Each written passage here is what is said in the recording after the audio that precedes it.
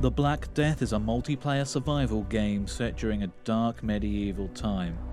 Picking from a range of professions, you enter into a world infected with plague, bandits, and other players to see how long you can survive. The militia are members of a disbanded free company. Trained in combat, they are left in a world with no war and little order, taking up an almost mercenary-like profession. The militia's unique ability to get the upper hand in combat can make them useful in taking what they deserve from bandits and plague victims. However, a severe lack in crafting and gathering ability will make a lonely, uncoordinated militia extremely vulnerable, since they can only create primitive weapons and armor. We have selected a female warrior, renamed our character, and started at a militia camp near the border. Far from civilization, the only nearby population are other militia. Early life for militia is dangerous. Trading posts are rare, and aggressive NPCs are scattered all around the region.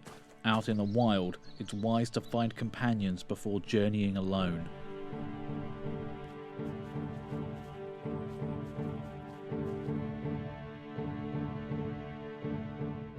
After a long and lonely trip, we have come across a tavern in which a night of heavy drinking is in full swing. Ale was a sought-after pleasure in the Middle Ages, and so it is in the Black Death. Giving a good amount of nourishment, it also causes some mild side effects.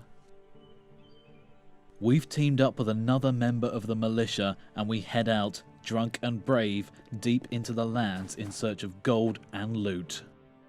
Killing bandits can be a good way to earn your coin, even loot some decent clothing or weapons, but it's a high-risk way of life, and fighting in groups can even the odds drastically.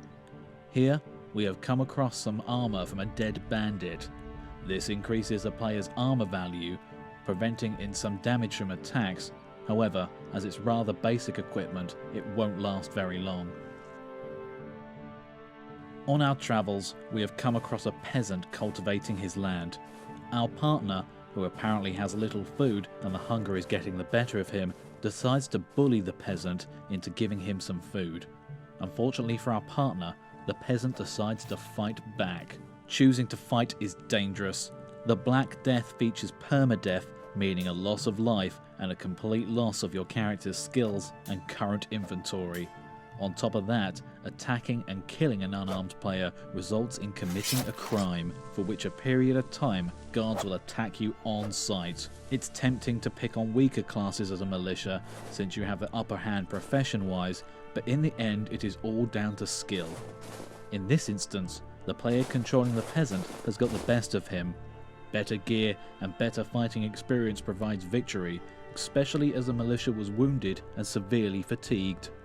The player has offered the peasant her services to protect him during farming in exchange for some much needed nourishment. With another greedy militia player on the way, this is a good chance to show the combat system. When drawing your weapon, you enter a combat stance.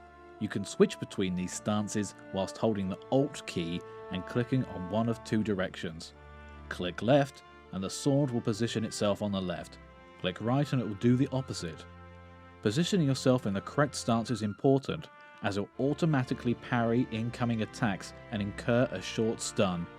Attacking works similarly to defending. Clicking left or right on your mouse will swipe your weapon in that direction, leaving you in the next stance. This will require some skill to prevent leaving yourself open to attack. The militia's unique profession ability is a front kick, which will also stun your opponent. This can be done whilst in any combat stance by pressing the F key. This is great for throwing your components off rhythm and leave them vulnerable.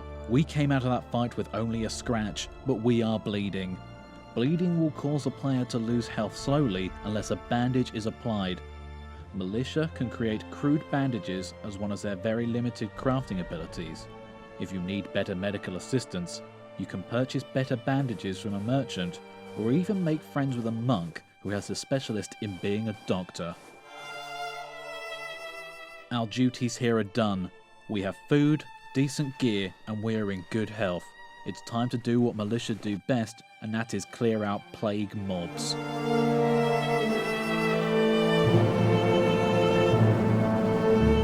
Some villages have become stricken with the Black Death and have thrown the area in chaos.